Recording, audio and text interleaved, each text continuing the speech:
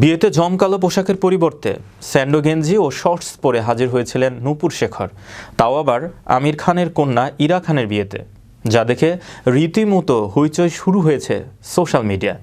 বিস্তারিত থাকছে ডেস্ক রিপোর্টে।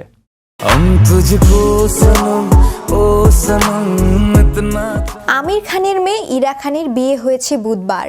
বিয়ে নিয়ে যতটা চর্চা হয়েছে তার চেয়ে বেশি আলোচনা হয়েছে বরের পোশাক নিয়ে। বিয়ের অনুষ্ঠানে জমকালো পোশাকের পরিবর্তে স্যান্ডো গেঞ্জি ও শর্টস পরে হাজির হয়েছিলেন নূপুর শেখর। নূপুর পেশায় ফিটনেস কোচ।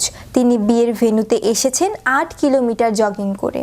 বিয়ের দিনটিকে স্মরণীয় করে রাখতে এই কাণ্ড ঘটিয়েছেন নূপুর।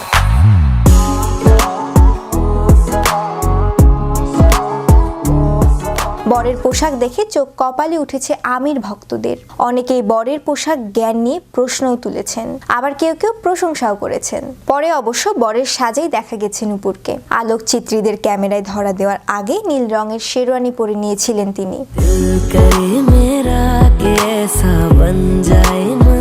ফ্যাশন বেডস ইনস্টাগ্রাম পেজ ডায়েট সভ্যতে লেখা হয়েছে, দারুণ, এত হইচইয়ের কি আছে, ভালো লেগেছে, তাদের বিয়ে, তারা যা খুশি পড়তে পারে। আরেক ইনস্টাগ্রাম ব্যবহারকারী লিখেছেন, বরের পোশাক দেখে আমার হাসি থামছেই না।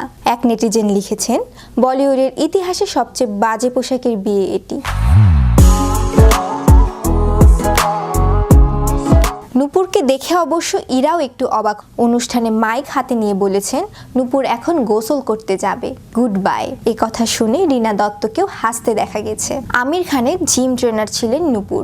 2020 সালে ইরার সঙ্গে প্রেমের সম্পর্কে জড়ান। এরপর গত বছর পরিবারের উপস্থিতিতে বাগদান সারেন তারা।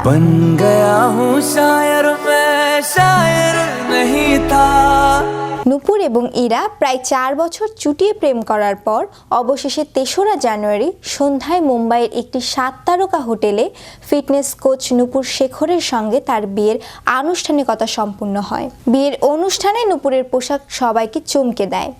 পরে রহস্য উন্মোচন করেন নূপুর নিজেই। তিনি জানান, ফিটনেস ট্রেনার হিসেবে তার স্বপ্ন ছিল বিয়ের পোশাকে নয়, জগিংয়ের পোশাকে বিয়ে সারবেন তিনি।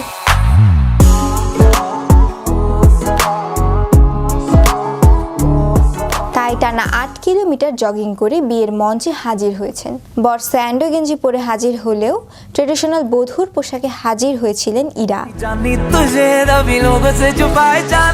শ্রেয়া রায়, বিশ্ব বাংলা 24, বিনোদন ডেস্ক।